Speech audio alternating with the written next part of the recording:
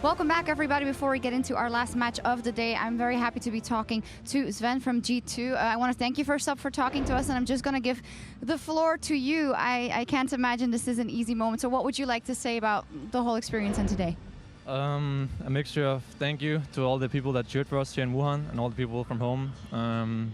I think this year was the year where we could have shown something, but I'm grateful for all the people cheering for us, but I can't help but feel sorry that I think we let them down a little bit. I feel disappointed in myself and the team. I think we're so close and it just sucks. Of course, it absolutely sucks. There's a lot being said, obviously, about the group. You guys were first seed, and it was unlucky to say that, right? But then there's also the thought of, well, you're going to have to beat everyone if you want to get very far. Does that help in any way, or is it just now time to just regroup with the team and just try and see how you can look forward? I mean, it's true that it doesn't really matter if you lose in a hard group or you make it out of an easy one and then you get stomped in quarters or whatever, but it would. I think we could have made it in this group. I think our first game as RNG was winnable and our second game as Samsung was winnable, but we screwed up too much and it just fucking sucks, really. Like, I mean, absolutely agree with you. We're just going to move on in a second unless there's one thing more you want to say to the fans, the G2 Army. As I always said, I'm really grateful for all the support this year. It was a much better year than last year. There was a lot of people behind us for every final we played, for MSI, for IEM even, and for here at Worlds in Wuhan. And it was really amazing having people cheer for us this year and people like to believe in us. But I just can't help to feel like I let you guys down, so I'm also sorry in a way. But thank you. Well, I can't thank you enough for talking to us here, Sven, and closing off this chapter. And I can speak for a lot of fans around the world. We are very proud of you guys and of G2, but it wasn't meant to be here today. We are going to move on back to the analyst desk and get into that last game of the day. Thank you very much, Shocks. More importantly, thank you to Sven and G2 Esports for the performances that they put up here today and for giving us that interview. Cannot be easy. We've got two Titans, Royal Never Give Up from the LPL and the LCK Samsung Galaxy facing off in a fight that will determine the first seed in Group C. Earlier today, you guys had some thoughts on who would get first place. We did. Now 5 games later, I'm going to give you that chance to flip-flop one last time. So, down the line, here's the refresher of the predictions you made at the beginning of the day for the top 2. These 2 teams will finish top 2, but in what order has yet to be decided. Frosk, let's hear it. Who are you going with? Okay, at the top of the day, I determined Samsung would be the winners, simply because I thought that the Korean teams would ramp up. Week 2 Korea, they're going to be scary. That said, I am going to flip. I'm going to say that RNG are going to win this game. Now, when G2 beat them, it's because G2 came flying out of the early game. Samsung have not shown much adaptation. They've shown a new Malzahar pick, and they've shown the Galio Kha'Zix composition, but they're still playing incredibly slow, and RNG's stats for playing in team fights are ridiculously good. So while I had questions if G2 could match Samsung in a 5v5, I don't have questions about RNG. And I don't think Samsung are moving fast enough to punish them in their weaker early game. Interesting. I love it. Papa Smithy? It's been a tumultuous time working out really anything in this group when it came to order. As of today, we had RNG versus G2. RNG loses pretty decisively, and it's like, okay, this is the perfect time to go, well, it's second week. The performers on the day largely have followed it through. Fnatic famously yesterday. It's all about second week performance, so why not move to RNG as your first thought? But then you think about last week in RNG and how they beat Samsung, and that was obviously very, very impressive there. So I go with my gut, and my gut before the tournament was that RNG could unlock Samsung, that RNG stylistically should beat Samsung, so Korean dominance be damned. I think RNG will beat them here. I didn't listen to predictions because I thought this guy was going to flip-flop and I was going to come up for it. I'm many things, but not a flip-flopper, chat. I'm sticking with my prediction at the start of the day. It's RNG, because you talk about who beat whom. They haven't even died against Samsung yet. It was 11-0 in the first game, and the one prediction we got wrong today. Right. G2. The one prediction. Caught up in the excitement. This is the only prediction we got wrong so far. It was the only prediction. It's actually true. And this one, we're almost going to be right on this one, and we will be right on this one, was Okay. because the draft went completely against the expectations of what I thought G2 was going to try and do. They picked way too much into the late game. I feel like even if RNG picks to the late game, they won't play to the late game enough that they're not going to fall behind Samsung in a big way. I absolutely think this is going to be a close game and could go to Samsung, but We have all those reasons for why we did this before the day. Those haven't changed, man. It's RNG. It all comes full circle. I love that the final game of the day determines the first seed out of the group. Let's, throw the pens, throw everything out the window. It's game time, ladies and gentlemen.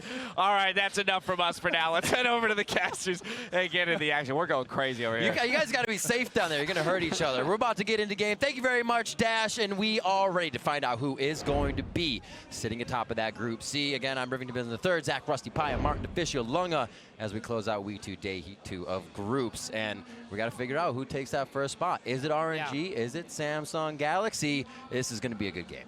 A lot of people looking at RNG here. I'm not as confident in RNG necessarily stomping Samsung in the early game. Very much depends on the draft, of course. I think last week RNG had like a fantastic comp they used, and Mlxg and that Jarvan was so good at forcing fights that they could easily just run over Samsung. That should not happen again. No, Jarvan should never exist for RNG I or agree. for anyone, but they got it and they're able to make that work. Coming into this draft, you still want to see some kind of early aggression from RNG and maybe something to compensate for the fact they want to get to late game from Samsung Galaxy, perhaps to round themselves out nice. Exactly, because again, we have seen RNG with a strong 2v2 bot lane where they could play around it. We've seen them with a very scaling 2v2 bot lane where they didn't go and visit Uzi at all. They played around Xiaohu in the mid lane instead. Mlxg is no longer the guy who just perma-ganks around everywhere. He is focused on farming and vision more than anything, but so is ambition. Keeping track of the junglers in the early game is going to be a big one. Hey, they banned the Jarvan. It's gone. And the Cho'Gath as well, getting that objective control and just late game, as the analyst S was talking about, out of there. No potential for him to just walk around through any sort of situation. We will have Lulu Janna open most likely. RNG needs to make a decision here, make a choice. Do they want the Lulu for the stronger laning phase? Do they want the Janna for the stronger late game? They've been losing to Lulu, so there is a chance they start to go in that direction. Also, we'll note there was a Twitch ban matched by a Kog'Maw, so both scaling AD carries get taken away, and now with Lulu Janna up, do you go to the AD carry? Well, Sejuani is also available, and it's actually been a very big pick for a lot of junglers here during this tournament, especially if you need some sort of engage. That's what Sejuani can bring, and then you can still trade the Lulu Janna. They will go Tristana here, value that above it with all these AD carry bans. Sejuani you were talking about is actually something that was taken away in one of their games. RNG did not want to play against that, To destroy them, honestly, in the early to mid game. Ambition gets it. They did not want to see it. I guess the thing for me is that Gragas is still there, and I personally prefer Gragas to Sejuani, but I can see a lot of value in Sej as a champion. In saying that, Tristana with Cog and Twitch gone, and Xayah gone, does stand to attention as one of the best remaining hyper carries that can control laning phase. Would Mlxg go Rek'Sai for better early game? I think Gragas is the best choice here. I'm 100% with you on that one, but I wonder if he wants more gank pressure with Rek'Sai. It's been picked a few times. They first picked it last week in the first game of the tournament. That's true. They just locked it in straight away. Janna, no surprise, that's the trade we talked about. And obviously it's Samsung saying they want the stronger dual lane for CoreJJ and Ruler to not fall behind against this Tristana. And Gragas Janna is a classic combo. Of course, they're changing things up right now, but they may be staring down a Varus Lulu, so we'll have to see which way they adapt here, RNG. This is definitely step one. Final pick here for Samsung Galaxy, 15 seconds left. It is going to be the Varus lock-in for them. We'll see if they can dish out the damage as we have seen throughout that Rageblade build. That is a good 2v2 lane for Samsung. I prefer the Janna with Varus for the late game, just so he can literally stand still and fire away with the Rageblade, but this is much more about the laning phase now for Samsung's bottom lane. Scary stuff against a Galio though, and now we're gonna get some jungle bans. Nidalee instead of a Gragas and a Rek'Sai being targeted. Clearly thinking that one of the maybe special surprises RNG could have prepared would be the Nidalee. Definitely possible. I know Mlxg is a fantastic Nidalee, but it's curious to see that one taken off the board in the second ban phase when the junglers that you mentioned are still available. To me, that's Samsung not wanting RNG to play quick through the jungle, but slow through the team fighting. They want RNG to play slower through the jungle so that Ambition can keep up with Mlxg. Also interesting in our thoughts, because we've said Mlxg has been quite passive this event and seeing that, but still the option is there. I mean, they have pushing mid with Galio, which is tough to deal with, and there's the Rek'Sai we talked about, so that does make sense. But they are willingly giving a Gragas over to Mlxg if he wants to play it. and just saying, let's take big team fights instead of taking, you know, early pressure. There is a world where something like a Kha'Zix is looked at from Mlxg to give some complementary engage for something like the Galio combo if you want to find anything that goes forwards. And Rengar is a very vague example of something that does that as well. And also Ezreal is a pick we've seen against Sejuani a few times. She's very slow in the early game. He can punish that, definitely with, you know, the fast pace of his own jungling. But once again, with Gragas available, that is just the one standing out, being, okay, this is the normal choice, at least. I was looking at that Syndra, but again, when Galio is already there, it's not the greatest feeling in the world to play Syndra against. You're able to do that Maokai Gragas here. It feels pretty good. You get a big tank in the top side, you have that big tank in the middle, and positioning in the fight for where you want to throw somebody around. If you want to go full EDG, you could put a Lucian or something in the middle lane and send the Galio to the top lane. Mostly just send the Galio to the top lane. But there are options if they wish to flex here, RNG. I mean, Mlxg said in his interview they prepared something special. It's very good, they did. I'm still waiting to see what that is. It could have been Ben. Okay. Oh! 28 seconds left. They have some time. No, it is locked in. It is going to be the Lee Sin Mlxg, so they take away the Nidalee, and he still says we're going to have some early game fun, boys and girls. We're still waiting to see where Galio will go, if he's going to be mid or top lane. There's Cho'Gath and Maokai available. Sure, CuVee can pick the Trundle against it as his counter pick, but those are two safe tanks to go for Letme, which is what he's basically been playing during this tournament. Lee Sin coming in. Brock's had a great performance on it. You can still have some fantastic early game pressure.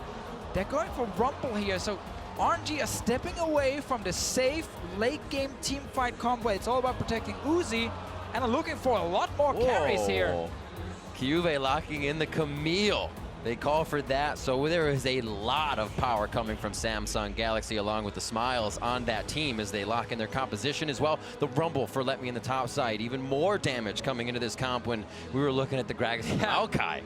Yeah, in a battle for first seed coming out of this groups to get that through to the best quarterfinals run for yourself. We've gone for a Lee Sin in the jungle, and we've picked a Camille into the Rumble in the top lane. And that from Samsung says, we'll match your scaling. We'll one-up you with some split pushing, so have fun in your team fights. I mean, CuVee has been waiting and waiting for someone to not just blind pick a boring tank in the top lane. He had to match. He's waiting for a chance to play things like Camille, some of these skill matchups where he can win this lane and completely take over the side lane. He can do it in this game here. Yes, you gotta respect the Galio early on, but Rumble that falls behind is super, super weak, especially because we know later in the game there's redemptions and lockets that are just gonna negate his damage. I'm excited to see how this early game plays out. It's all about tracking what happens in that jungle. Is Mlxg really going to pop off on this one after we've thought about the passive play just about the entire group stage for this RNG? We will have to see. A great composition as well from Samsung Galaxy, and I don't know if we will even get to the late game with the amount of fights we're going to be seeing here. Exactly, we have to see. RNG wants to fight early. They want to get ahead here. They need this Rumble to be impactful in the first few team fights, and Samsung maybe thought they found that secret pick in Italy and banned it, and then it was Lee Sin coming in instead.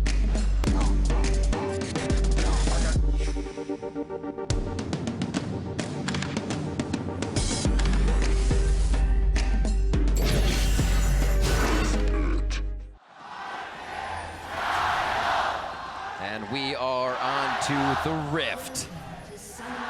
Mlxg knew that they were listening. He said, yeah, we'll interview and tell you we have something special. Try to figure it out. Of course, this should be the loudest the crowd has ever been here in Wuhan for RNG, trying to get that victory up against the Korean powerhouse, who has had a very good week 2 performance. But we've gone for offense versus defense, and RNG are going to kick it off with some early invades, proving that it is about offense. Also to note, this match was the previous fastest of the group, 27-34 for these teams back and forth, and that was RNG's win. And it really felt like Samsung said, okay, last time we fell behind early, they just engaged on us, we got stumped.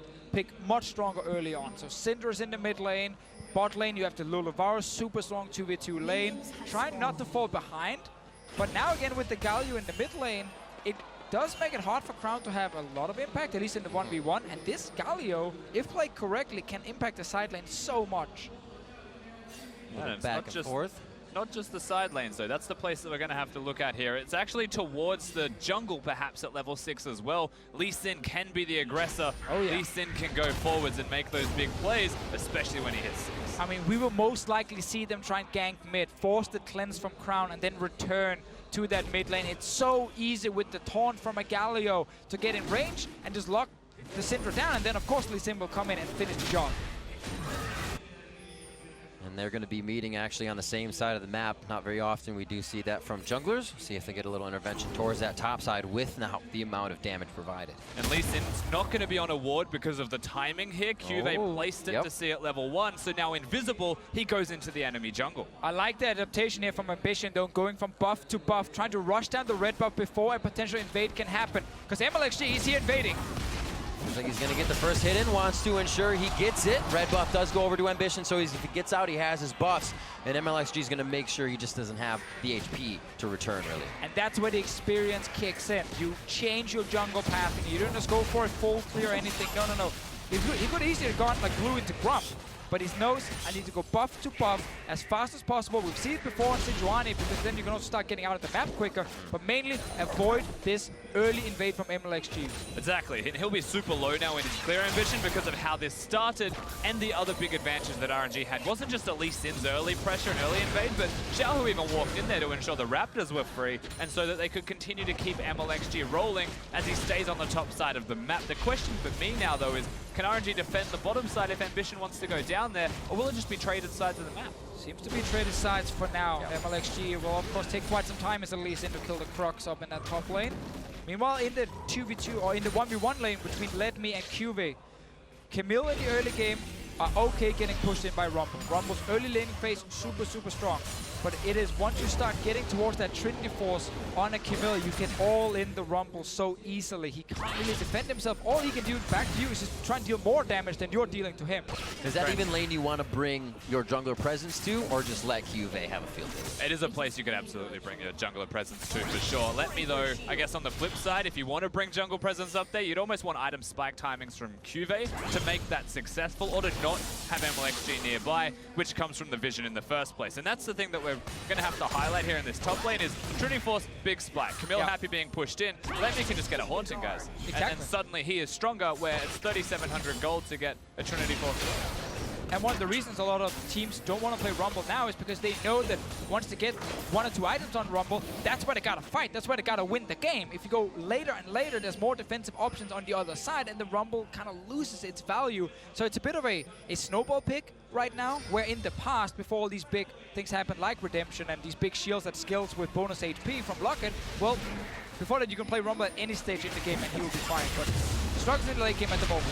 Wumber, Ambition knows that Xiaohu is there, but it couldn't be Crown's move first. Flashes over the wall. Here comes Uzi looking to pick up first blood. Attack on Ambition. They are collapsing very hard with the thought that they can get out. Ambition lives with a sliver of health, and RNG has committed so much. He's able to survive, albeit barely, and RNG with all of the flashes forwards. Just go down the left of the screen. That's 3 of them completely gone.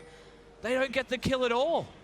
They invested so much right there. Let's see, Janna flash, we have Tristana flash, we have Lee Sin flash, all used, and Ambition crawling towards that blast cone, just gets there in the very end and gets out alive. That is a huge play for Samsung. And RNG totally could have hit that blast plan if they were trying to coordinate, but I think they were just too afraid of Ambition being in the wrong place and saving him opposed to killing him. They don't take the risk. You don't want to be that guy who hits it and it's the wrong side and you knock him away to safety. Oh man, you're 100% correct. They could have done it. Oh, that was a big one. Easier said than done now that we can see it from the top side of the play. They were thinking of first blood for Uzi. This would be the greatest thing in the world. Just one more shot, just one more shot. Instead of kind of setting that play up a little bit more for themselves. Now we do have to keep track if Samsung Galaxy comes back, works on any of those flashes, continues to harass Mlxg in his jungle. We'll have to see. That all started from Ambition being a little too deep, and he was able to get out. Right there, could have hit the blast cone instantly, but no one is doing it, and he gets onto it, and he stays alive. Hell picks for the save. Thank you so much from CoreJJ, says Ambition. And he gets out chugging that potion as well. Now, back to the bot lane, trading here, 43 to 49. Doran's blade to Doran's shield as they look to continue just farming it out. Remember, the summoners for Ruler are there the barrier and flash. You know, amusingly, Doran's blade might have even been the difference between getting the kill or not when you put it into perspective. Honestly. But Uzi's choosing to go for shield. He's choosing to survive through his early laning phase, but he's doing that as a Tristana, even though he's got a Janna protecting him as well. Very consciously aware that they will lose the 2v2 if they try and fight. He's respecting the poke coming in, obviously, from Varus with a few hits, and then the same for Lulu. It's never like pure all-ins pre-6 from Varus Lulu lane, just always small traits where the Doran shield will kick in and have a ton of value. Mlxg, level 4, is actually looking to invade this blue buff. Ambition is sitting there, level above him at the moment. Why not? They're sharing the honeydew melons down there. It looks like they're not going to be sharing the blue buff.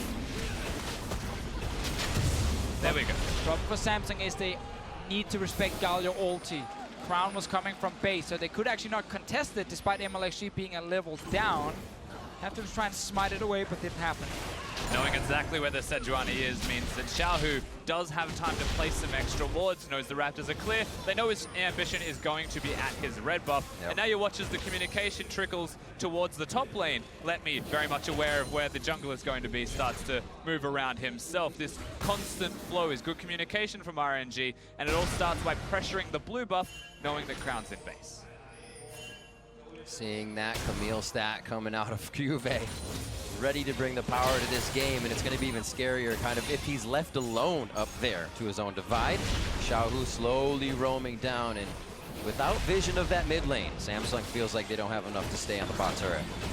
And we've seen this Syndra pick here against struggle against Galio. We've seen it so many times. When you blind pick Syndra, Galio comes in return. But this one was a Galio blind pick, answered by Crown with Syndra. And it's hard because you're going to get pushed in this lane, or at least the lane will like evenly push against each other, but you can't kill the Galio. He forces you back, and then you have to give him the wave, and he gets to move first, like we saw before. Samsung now looking towards the opposite side of the map, knowing they can't really deal with bottom lane just evacuating the premises. Ambition and Crown are unlocked, but Letme has been playing so passively and safe for like 2 minutes now. He is just so afraid of what Samsung want to do towards him. They're looking towards bottom again. Mlxg is 6. Ambition is on the way from base, but a TP coming. He hits the Q onto Ruler. Slowly in, nice wild growth, stops a bit of the damage. Mlxg under the turret gets one save, but it's going to be the return kill. They're trying to keep going on to Ruler. They're trying to get control of the lane. If they lose Mlxg and more, completely not worth. They have traded one for Ruler, and now they will try for more. Looking at Ming very low. Uzi gets the ultimate, but it's not going to be enough. He starts to fire back. Knows he has the Gromp damage, and here comes the burn from Letme. Crown gets himself into a bad spot. Has to flash out. Ming does finally fall. He was so low the entire time, and Samsung wanted it. That was a 2-for-1 here. Samsung read the play. They know that RNG's win condition is trying to get this bot lane tower down, get Uzi ahead, because up in top lane, Letme is struggling. He can't do a whole lot in the 1v1. Ambition was on the way, and Ruler kind of just took the free kill when they dove onto him. Yeah, a very hard time trying to kill Ruler at all, and it was well executed by Samsung on the flip side. CuVee has teleport, chooses not to use. Actually, it was just on cooldown before this. Mlxg probably shouldn't take this Q. He should look towards a ward hop of some kind. Ruler's 6, CoreJJ has W, and yes, it gets Xiaohu into the fray in the correct position, but he's killing himself and kicks Ruler away. Yeah, exactly. And he could have waited for Letme to join a little bit longer. There was no Rumble ulti available either, so going for the play without all the cooldowns available was risky. And of course, with Samsung reacting well here, Ambition coming down and Crown moving in, they get a 2-for-1 trade that keeps the tower alive, and CuVee gets a ton of damage on the top lane tower. Another replay. Oh, I'm guessing we missed something while we were... It's the farming of CoreJJ. Look at that. It's so good. Former AD carry last hitting. Wait a minute. That was great. There's another one. It's pretty good. All right. I like it. Nothing is actually happening live just yet. All right. Nothing to worry about. I'm really confused. That was We're back, baby. We are back, and they are back to the mid lane here. Teleport is just about to be up for Xiaohu, so if they need to go somewhere to help this bot lane once again, they got the pressure on the turret that could take it down.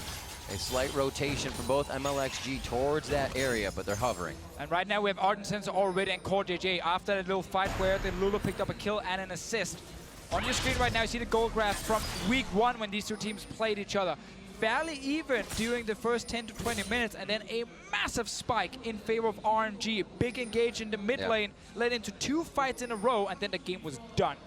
Yeah, I've seen a very interesting dynamic from RNG at this tournament where they want to be going forwards, but they're picking their moments a bit more cautiously, and it does seem to revolve very heavily around item spike timings. And as an example, at this point in the game, they are not at any position to fight. They don't have an ardent sensor compared to their opponent, so they won't choose to fight at a moment like this. However, once they complete it, they may start looking aggressively. They lost a lot on that little trade before because, again, CuVee is just left alone. We talked about the Trinity Force already getting the Sheen as a big spike with the extra damage coming from his Q. Mlxg's top and try and help him. Meanwhile, Samsung are fighting the mid. Well, they know they have the jungler there, and it is Mlxg trying to say, pick that fight top lane, get him to dive in so we have the ground control on him.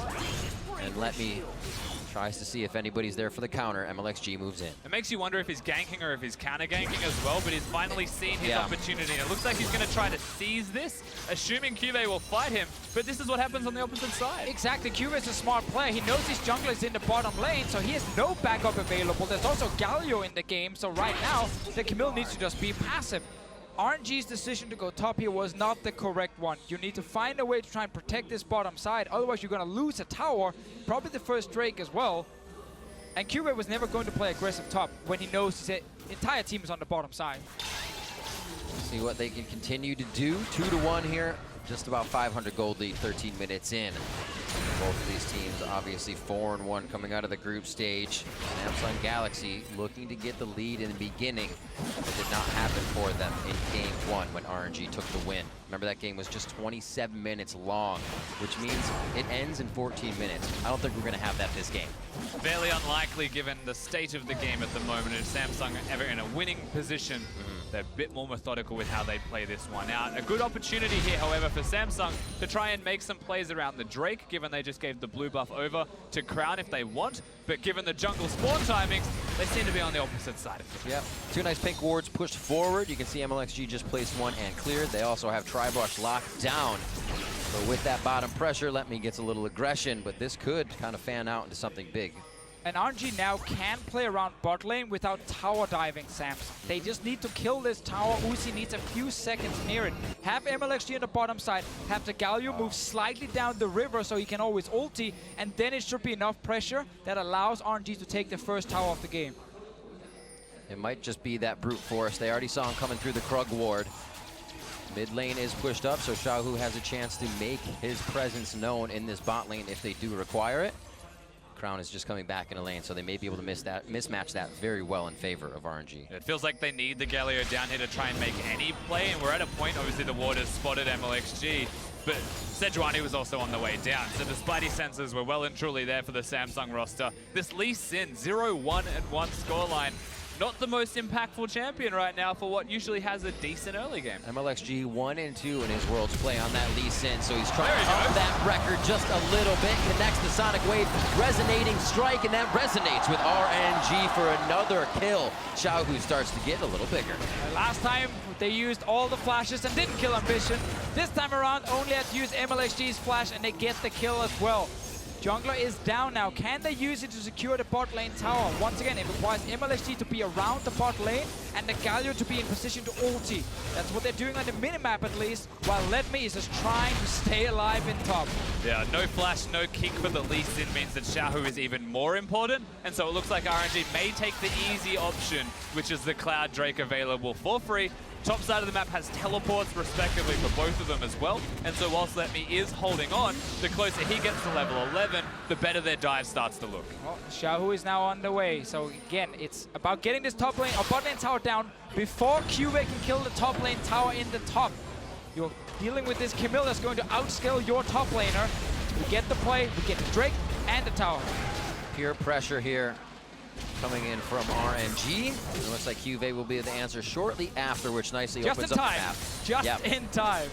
And again, the reason this happens for CuVee, it looks like a 1v1 granted. It's still the fact that Crown was up here, that Ambition and Crown were up here. All of the 1v1 pressure is actually perceived as Letme to be 1v3, God knows how many, right? He can't place vision. Mlxg is always on the bottom side of the map.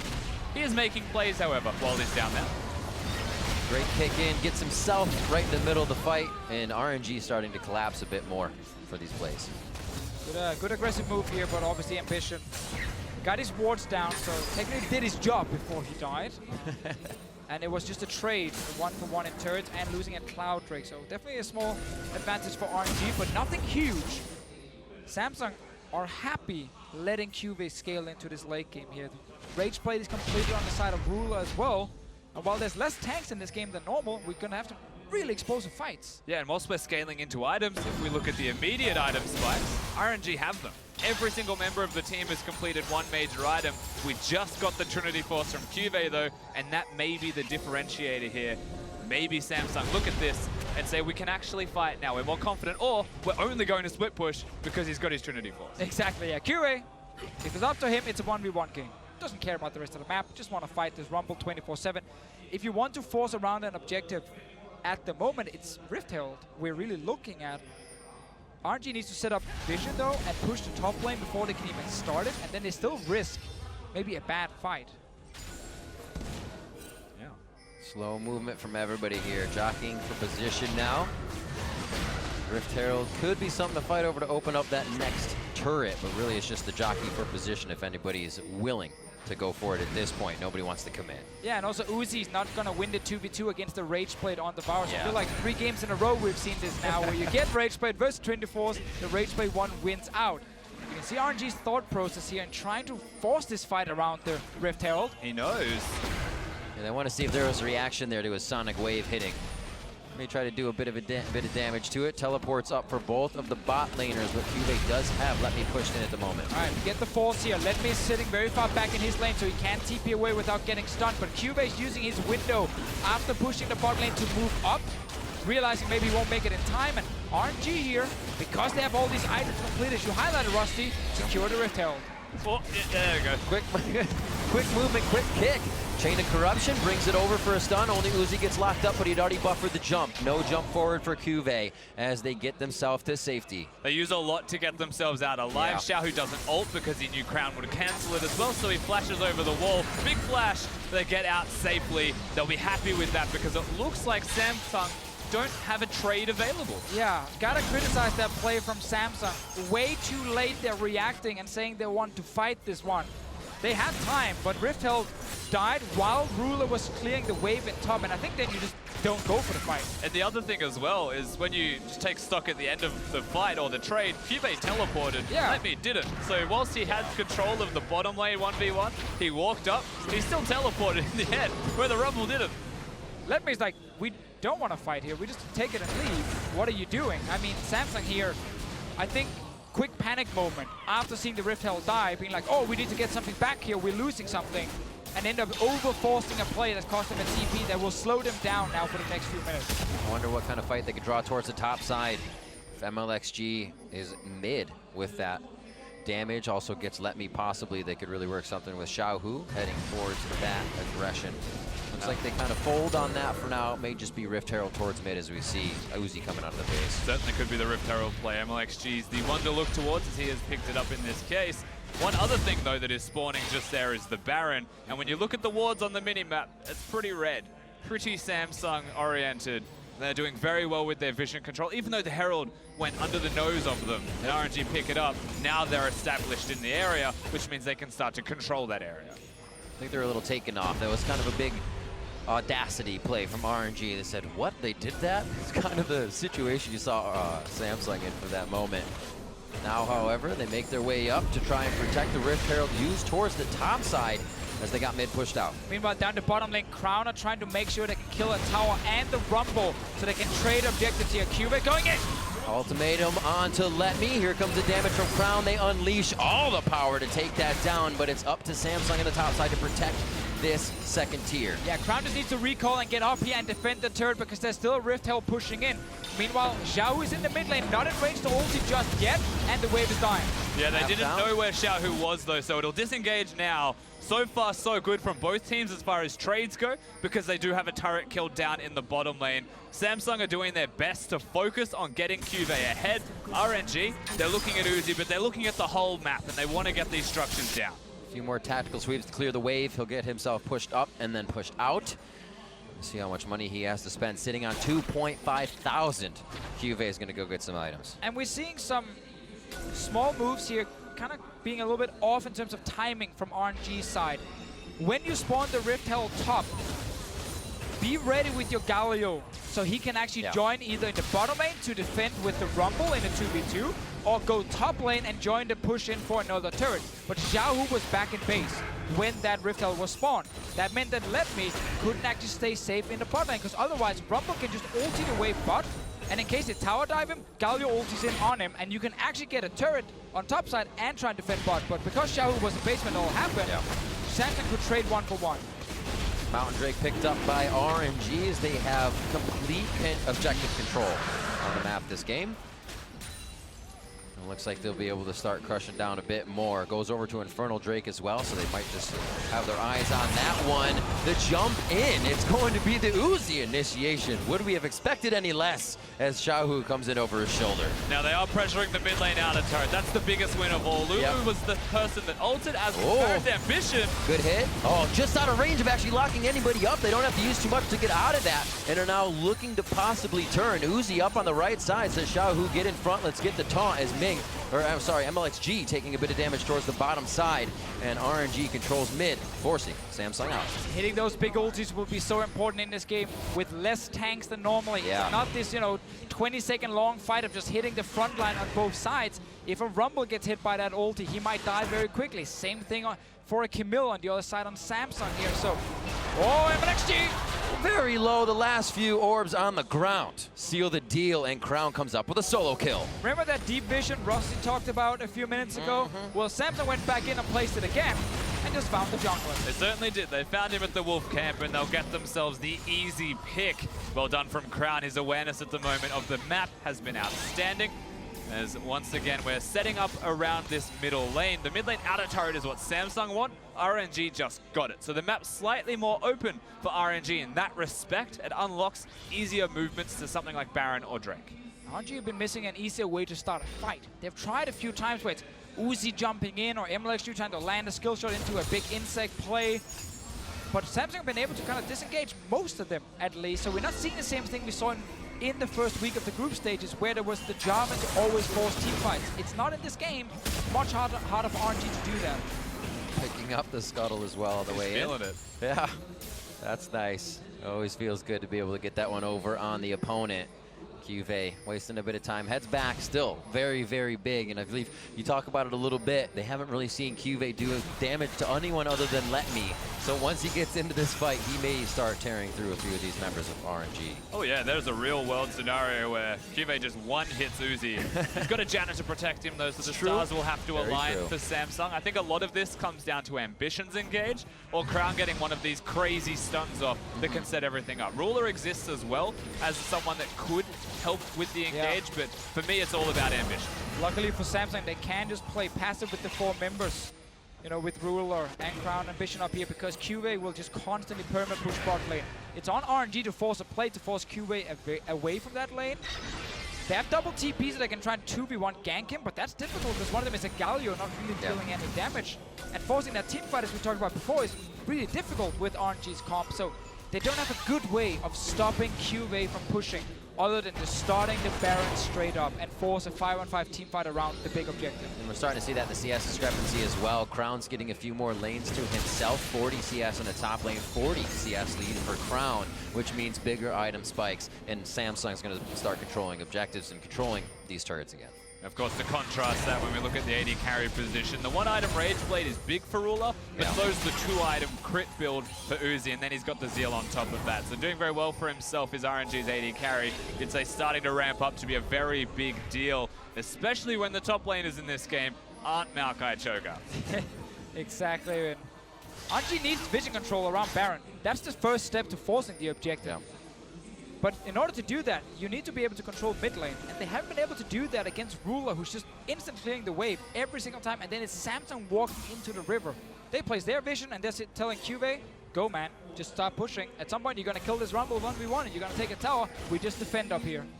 CuVee's role right now is just be that annoying guy that keeps split pushing. Pull the other guy to you. Don't ever let them have 5. Make him question the teleport, and he's doing a damn good job of it right now. Questioning if he's down there. You can see the pings, but he's just hovering, playing that game. Schrodinger's Camille. Everyone's playing the game at the same time. When Uzi disappears, CuVee shows respect. When Uzi shows himself, the rest of Samsung just run at him and try and pick him off. They're on control wards. Vision control is completely Samsung, but RNG aren't falling for any baits needlessly. They're protecting Letme by just being invisible. Push towards mid, possibly the ulti here. Whimsy onto Ruler. They want to jump onto Uzi. Now they can easily get onto him, but he forces the flash after Ambition comes in with the ultimate. Nice try to start the play there, but they didn't find the target, and now RNG may have the chance to turn around. Ruler's got the wild go flash in from Xiaohu. The finishing touches from Uzi on the outside. Scattered. He gets scattered back. CuVee might have an entry now, but they jump left and right. CuVee finds one, but the rest of RNG find him. That was Samsung trying to force a fight here because CuVee was moving from bot lane to the mid lane. RNG said, thank you, we want to fight. That's the only way for us to win, and they took the fight. It goes perfect for RNG, except for CuVee getting a big play in the end to find Ming. Ming did expertly navigate the fight at the beginning. RNG still come out on top, get themselves some turrets in the middle lane. A bit of an inflation of gold in their pockets will be fantastic to have, as long as they don't give Samsung a Baron on respawn. These recalls still have to work out from RNG. See how they pan out after this. We'll see the fight one more time, as CuVee is just waiting patiently. Everyone is ready for this fight here. Double TP coming in early from RNG. Samsung enforcing the engage here. Ruler takes a lot of damage up on the top side. Even a Rumble ulti used onto him. So every single ulti so far is blown on Ruler specifically. Then the flash taunt from Xiaohu, and now there is enough DPS to actually kill the Varus. And still ultimately played well by Ming to survive until the point where he goes down. Uzi playing well, Ruler playing well, even with all of the ultimates thrown on him, just shows that these teams have got big priorities set on killing their opponents, not protecting themselves. It was fun to see both teams actually look to start the fight at the same time. Double TP came in just when Samsung moved out towards the mid. Here we go. This is the Baron start we mentioned before to force the 5-on-5. The smite's there, remember no Cho'Gath. It's the smite fight, a level 13 to a level 12, which gets a bit more damage. Uzi picks up the Baron. Ambition's left in the back of the pit, but do they have enough damage? They want to focus something else. Ruler is just making Xiaohu a pin cushion, and they turn on him. Here's the attack. There's the kill. Letme gets the first one, and the fight opens up as Ambition makes it away limping. Uzi barely doesn't get that kill, but RNG with the Baron compliments of a Tristana auto attack. They look hard. So many big things just happened the last few minutes. The team fight in the mid lane allowed RNG to get away from a split pushing game and force a Baron fight. They rush it down, quick shot calling. Samsung react by trying to fight, and they lose the fight. Very reminiscent of game one. We said 14 minutes ago it didn't look too much the same, but a 20-minute fight swings the game in favor of RNG, and the base is wide open now on the side of Samsung Galaxy. For just a second there, it looked like RNG were going to keep moving forwards, but they cut the wave. They look towards bottom. They won't go for two inhibitors. Crown's the only person left dead, but that is a big swing of power. And as soon as we get this replay, let's take a very close look at Ruler. He's mispositioning in this team fight here. Notice how as soon as the Baron dies, the fight breaks out. AD carry from Samsung down here in the middle of your screen actually is where you need to look. Notice how he's actually walking into melee range of Xiaohu, not respecting the fact that everything can then land onto him. He literally tells Xiaohu, please jump onto me, and then the Rumble ulti comes down as well, and the AD carry dies. You have to respect that. Galio, Ruler did not, and he died first. The most important part of all of this as Crowd dies as well is when you think back to why is he even in melee range without flash from a fight that happened 1 minute before that. That's the big problem that you're experiencing. CuVee 0 damage was kicked away by Mlxg, just throwing that one out there as well. And we're simply not seeing that late game prowess from Ruler we've seen in the LCK during the summer split. He's made some of these mistakes already during this tournament. Backfired big time here. Sure, they lose the Baron no matter what. But there's no reason as a rage-played Varus, who you need to protect, to then walk into range of a Galio so he can CC you, and a Rumble ulti as well.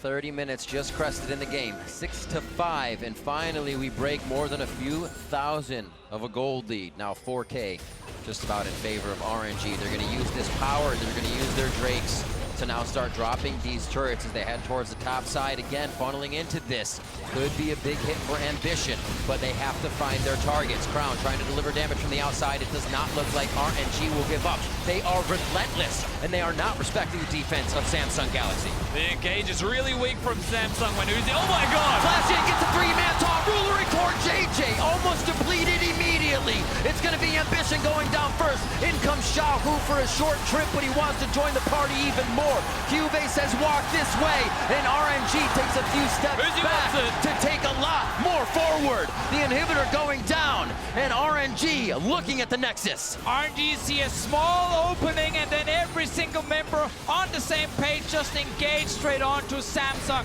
Xiaohu's Galio's been spot on in this game here. It's setting up everyone else from RNG to succeed.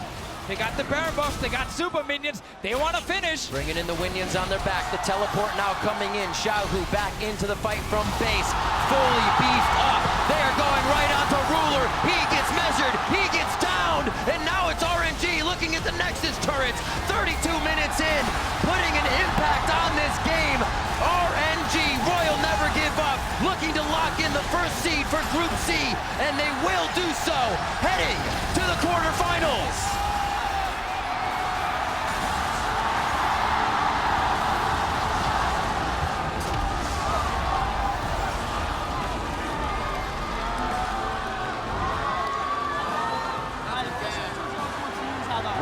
Never give up. 5-1 in the group stage.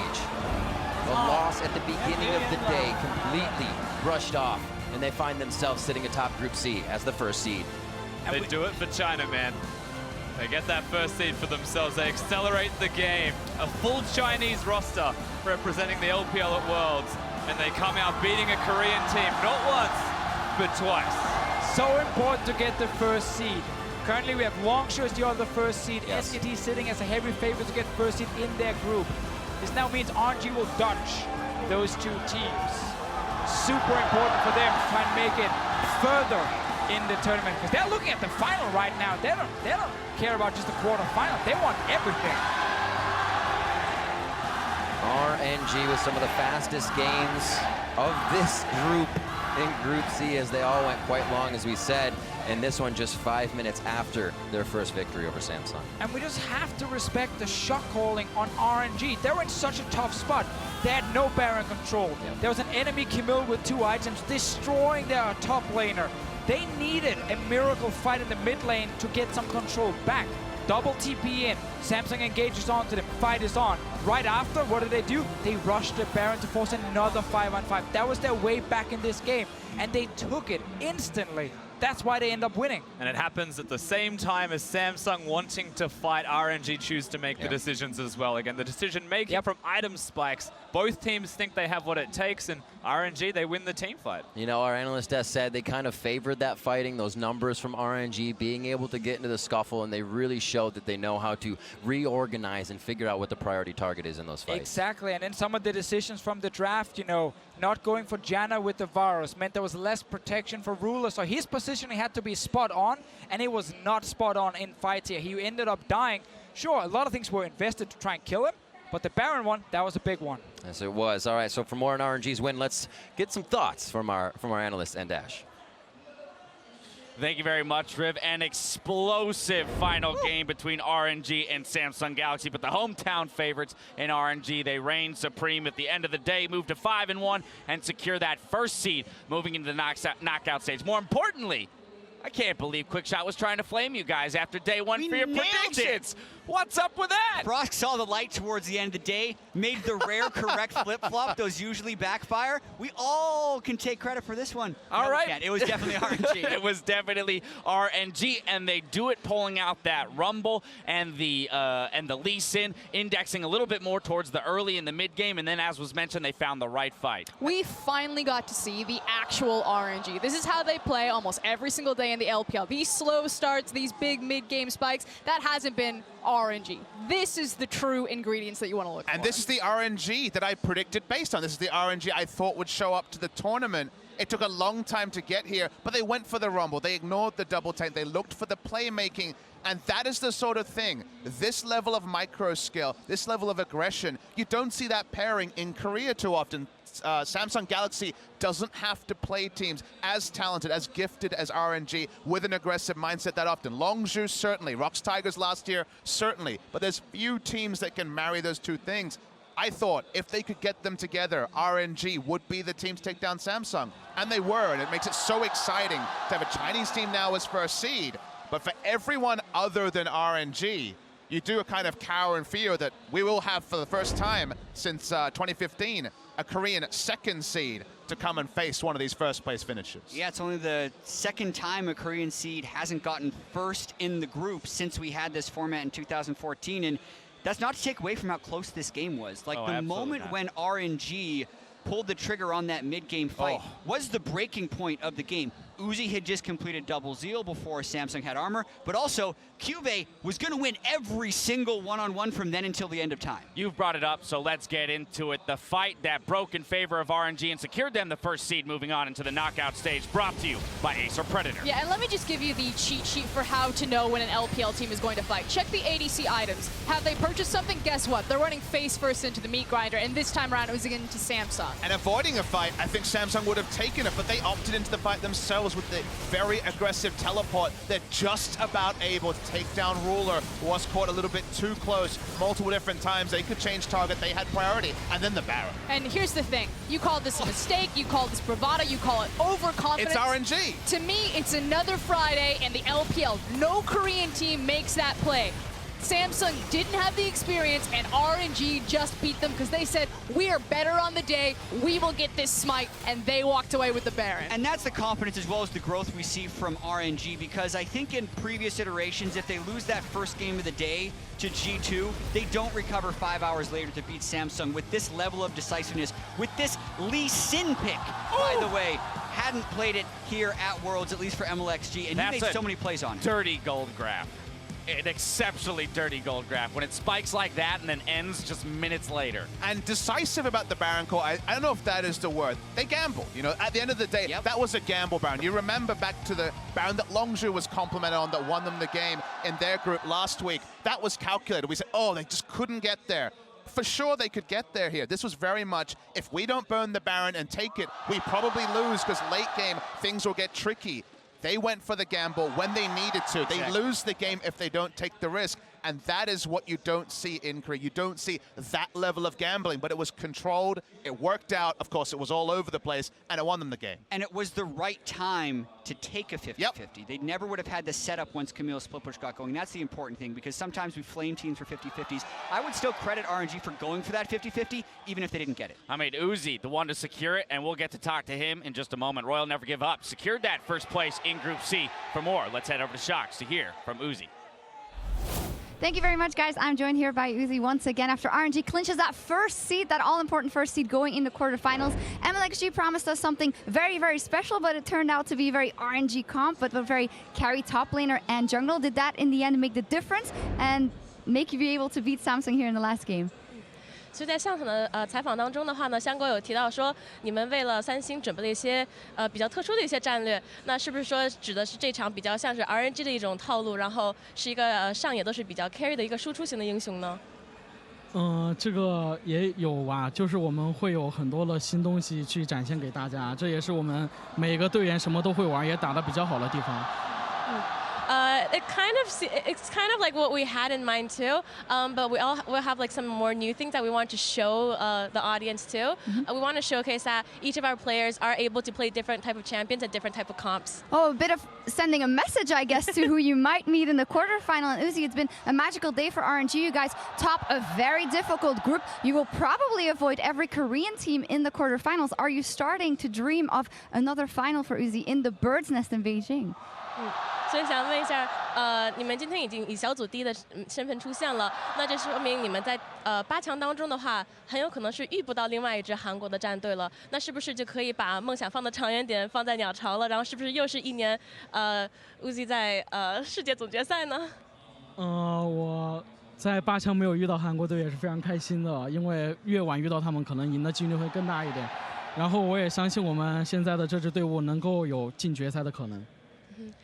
So if we're avoiding a Korean team in the quarters, I'm very happy about that. And if we can meet a Korean team later on, that means that's a higher chance of us winning.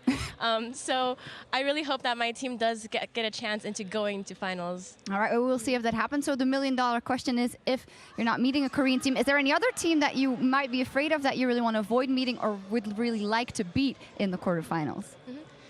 那既然我们碰不到了 LCK 的队伍了，在8强当中，那你会另外别的队伍不想碰到谁呢？在8强？我更不想遇到我们的中国队伍。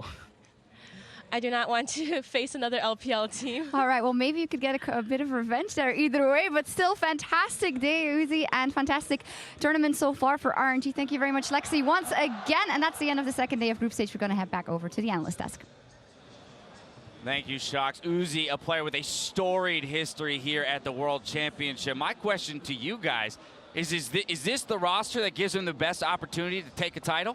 Ooh. Yes. I think, honestly, is it going to be this year? Maybe not. But I think the core tenet of an old Chinese roster, removing some of the other variables. Because remember, those times that he made finals, specifically the second time, was with Korean players. It was with Insec. It was with Zero at the time. I think this is a really important thing. I think China's tending towards the all Chinese lineups. Of course, OMG went the same way. Other teams are rumored to go the same way. There's a lot of talent on this roster. Have we ever seen the ceiling with so many different rumors and innuendos of members falling out and other kind of issues? They haven't been able to field the starting five for most of the year.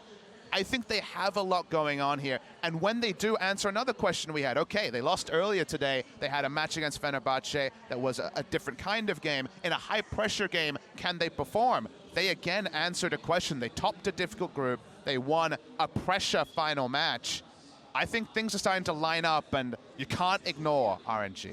And likewise for Samsung Galaxy. I mean, they were a finalist last year, so similarly, they're striving for greatness. What about this squad? Finishing second place in the group, but with many close matchups. Yeah, they're still not eliminated, and this is a team that can overcome obstacles. They 9-0, right? They lost one game in groups last year, 2 games in group this year to a much improved RNG. Their draw is going to matter a lot. It's a bad one. It's a bad one, Jat. They're likely to face a Korean team. Yeah, if SKT gets first, it's 2 out of 3. They play Longju or SKT. Both teams they finish below in the LCK standings. All righty. Well, only time will tell there. As you just saw, Royal Never Give Up managed to take the first seed in Group C ahead of Samsung Galaxy, while 1907 Fenerbahce and G2 Esports are out of Worlds 2017. Tomorrow, it's all about Group D, where 3 teams have a 2-1 game record. And so while we came into the week saying, hey, all of the other groups seem a lot more determined and decided, it's Group D, the one with the current 3-way tie, that it's really anything can happen. Well, again, if these last 2 days are any proof of anything, then it very much is. Listen, 0.42% of pick'ems are now correct. I thought something that was funny about yesterday is most NA pick'ems are wrong, and Korean pick'ems were doing the best. Yeah. Not anymore, because I highly doubt the LCK fans from Korea were predicting RNG to beat them in this group. So anything's going on. You didn't do a pick them. You can't say that. To put an absolute value on that, that's less than 20,000 pick'ems that are left correct at this point. So very few people are still in the running for that. So if you're still in it, good on you. But it all starts with a clash tomorrow between the Flash Wolves and Misfits Gaming at 12 p.m. local time. That's 9 p.m. Pacific time and 6 a.m. Central European Summer Time. We'll find out who joins Longzhu, Fnatic, Royal Never Give Up, and Samsung Galaxy in the quarterfinals by the end of the day. Yeah, and we got to see Fnatic come back from 0-3. Flash Wolves is the Pool 1 seed in that group, so much can still happen in that group. I don't think any single one of those 2-1 teams should be feeling safe right now about getting out. No, they must win every single game tomorrow, the Flash Wolves, if they want to move on, but they definitely can do it. We've seen it done before. I was told that, confirmed by our statisticians. You gave me that look. Okay.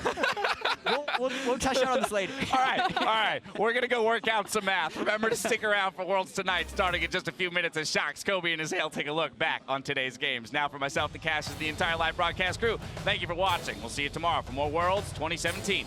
Good night.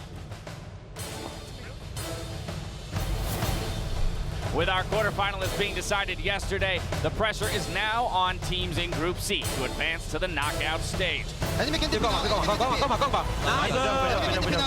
G2 are routed, are running, the Void Rush comes out, body block, Trick looking for the stun, Mlxg's double-edged sword stabs himself. I W. No,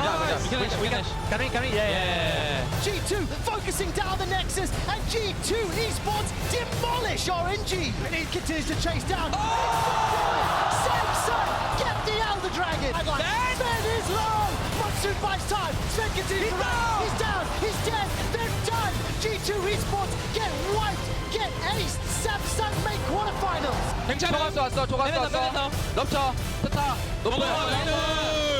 Chong comes down from the quickness, but that's 1, 2, 3 quick kills for Samsung. And Samsung Galaxy eliminate 1907 Fenerbahce from Worlds 2017 playoffs. Uzi picks one up. Letme chomps down on the members of FB. And Uzi will not stop. And he gets the exit from Patton. His RNG is relentless inside the base. Hits up and takes down Frozen. Yeah, just pick me up, so. Let's go? Yeah. Only 3 of them. It feels like it's a pressure Hurricane. Be about 2 through there. Beautiful. Howling Gale into the last breath. That's the hit onto Patton. It's on. We're going!